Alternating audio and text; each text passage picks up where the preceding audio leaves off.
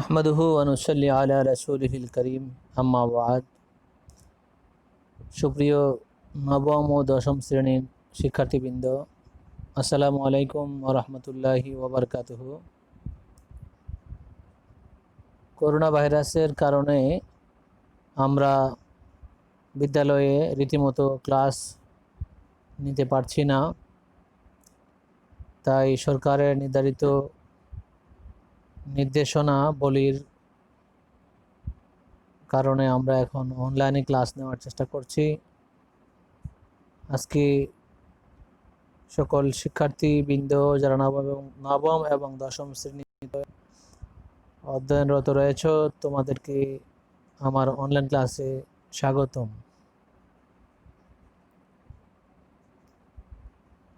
সুপ্রিয় শিক্ষার্থী,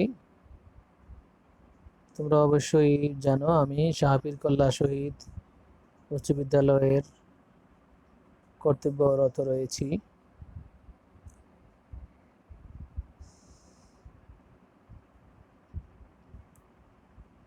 আজকে আমরা নবম ও দশম শ্রেণীর ইসলাম ও নৈতিক শিক্ষার আখলাক অধ্যায় থেকে আলোচনা করব।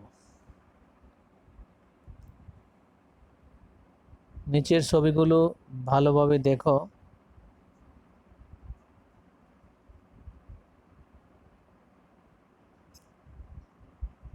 ভিক্ষা করছে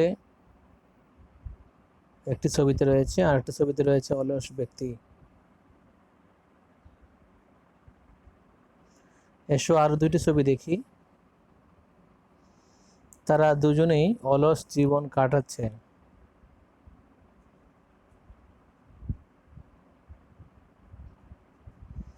তাহলে আমরা আজকে বুঝতে পারলাম আমাদের আজকের পাঠ শিরোনাম হচ্ছে কর্ম বিমুখতা।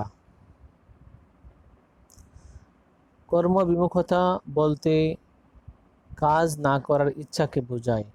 সামর্থ্য থাকা সত্ত্বেও কোনো কাজ না করে অলস বা বেকার বসে থাকাকে কর্ম বিমুখতা বলা হয়।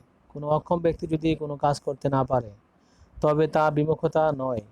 যেমন অন্ধ, বধির বা প্রতিবন্ধীরা শারীরিক কারণে সব ধরনের কাজ করতে সমর্থ নয়, বরং যোগ্যতা ও সামর্থ্য থাকা সত্ত্বেও অলসতা বা অন্য কোনো কারণে স্বেচ্ছায় কোনো কাজ না করে বেকার বসে থাকা হলো কর্মবিমুখতা। কর্মবিমুখতার কুফল হচ্ছে মানব জীবনে কাজের কোনো বিকল্প নেই। জীবনে বড় হওয়ার জন্য, জীবিকা উপার্জনের জন্য মানুষকে বহু কাজ করতে হয়। সময় মতো যথাযথভাবে এসব কাজ সম্পাদনের উপরই মানুষের উন্নতি ও সফলতা নির্ভর করে। পক্ষান্তরে যে ব্যক্তি বা জাতি কর্মবিমুখ, সে ব্যক্তি বা জাতি কখনো উন্নতি করতে পারে না। কর্মবিমুখতা একটি জাতির জন্য দুর্ভাগ্য, কলঙ্ক স্বরূপ। কর্মবিমুখতা মানুষের মধ্যে অলসতা সৃষ্টি করে, এতে মানুষ অকর্মণ্য হয়ে পড়ে। মানুষের কর্মস্পৃহা, কর্মদক্ষতা লোপ পায়। বলা হয় অলস মস্তিষ্ক শয়তানের কারখানা। অলস ব্যক্তিরা নানা অসৎ ও অনৈতিক চিন্তা ও কর্মে ব্যাপৃত থাকে। অনেক সময় সন্ত্রাস সৃষ্টি, ছিনতাই, রাহাজানি ইত্যাদি অসৎ ও পাপ কার্যে জড়িত হয়ে পড়ে। ফলে সামাজিক অবক্ষয় দেখা দেয়। কর্মবিমুখতার ফলে মানুষের মেধা, শক্তি ও সময়ের অপচয় হয়। কর্মবিমুখ বেকারকে কেউ ভালোবাসে না, কেউ তার সাথে বন্ধুত্ব বা আত্মীয়তার সম্পর্ক করতে চায় না। কর্মবিমুখতা মানুষের আত্মসম্মানবোধ লোপ করে, অন্যের অর্থে জীবনযাপন করার মানসিকতা তৈরি হয়। এতে মানুষ হতাশ হয়ে পড়ে, অনেক সময় আত্মহত্যার পথ বেছে নেয়। কর্মবিমুখতা পরিহারের গুরুত্ব। ইসলাম কল্যাণের ধর্ম। মানুষের অকল্যাণ হয় এমন কোনো বিধান বা আচার আচরণ ইসলাম সমর্থন করে না। কর্মবিমুখতা মানব জীবনের অভিশাপ স্বরূপ। ইসলামে এর কোনো স্থান নেই। ইসলামে মানুষকে কাজ করার জন্য উৎসাহ দেওয়া হয়েছে। আল্লাহ তাআলা ইবাদত পালনের পরপরই কর্মক্ষেত্রে ছড়িয়ে পড়ার নির্দেশ দিয়েছেন। আল্লাহ তাআলা বলেন, ফাইজা কুদিয়াতিস সলাতু ফান্তাশিরু ফিল আরদি ওয়াবতাগু মিন ফাদলিল্লাহ। অতঃপর সালাত সমাপ্ত হলে তোমরা পৃথিবীতে ছড়িয়ে পড়ো এবং আল্লাহর অনুগ্রহ সন্ধান করো। সূরা আল জুমআ আয়াত 10। হাদিসে জীবিকা অর্জনের জন্য কাজকেও ফরজ ঘোষণা করা হয়েছে। মহানবী সাল্লাল্লাহু সাল্লাম বলেছেন, তলাবু কাসবিল হালালি ফারিদাতুন বাদাল ফারিদা। হালাল উপায়ে জীবিকা অন্বেষণ করা ফরজের পর আরও একটি ফরজ কাজ। বাইহাকি। জীবিকা অর্জনের জন্য কাজ করার প্রয়োজন অনস্বীকার্য, এই জন্য বসে থাকলে চলবে না, বরং নিজ উদ্যোগে কাজ করার জন্য ইসলামে উৎসাহ দেওয়া হয়েছে। রাসূলুল্লাহ সাল্লাল্লাহু সাল্লাম বলেছেন, নিজ হাতে উপার্জিত খাদ্যের চেয়ে উত্তম খাদ্য কেউ কোনোদিন খায়নি। বুখারী। ইসলামী কর্ম বিমুখতার কোনো সুযোগ নেই, বরং জীবিকা অর্জনের জন্য যে কোনো হালাল শ্রমকেই উৎসাহিত করা হয়েছে। নবী রাসূলগণের জীবনী পড়লে জানা যায় যে তারা জীবিকা অর্জনের জন্য নানা কাজ করেছেন। হজরত আদম আলাইহিসসালাম কৃষিকাজ করতেন, হজরত দাউদ আলাইহিসসালাম কামারের কাজ করতেন, হজরত নবী আলাইহিসসালাম রাসূল পাক সাল্লাল্লাহু আলাইহি ওয়াসাল্লাম ব্যবসা করতেন, জীবিকার প্রয়োজনে তারা ছাগল চড়িয়েছেন। সুতরাং কোনো শ্রমই ছোট নয়।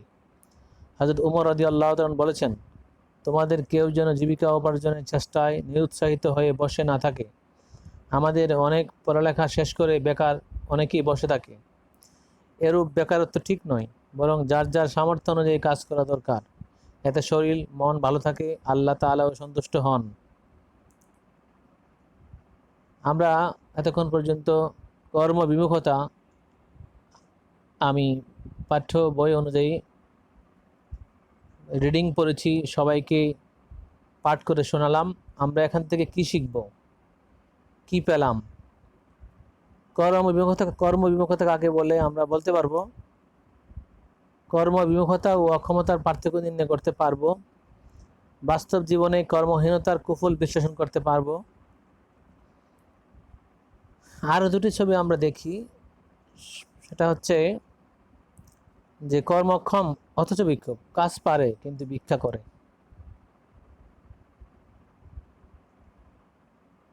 শিক্ষার্থীরা, তোমরা বাড়িতে কর্মবিমুখতা কি লেখো, চেষ্টা করো।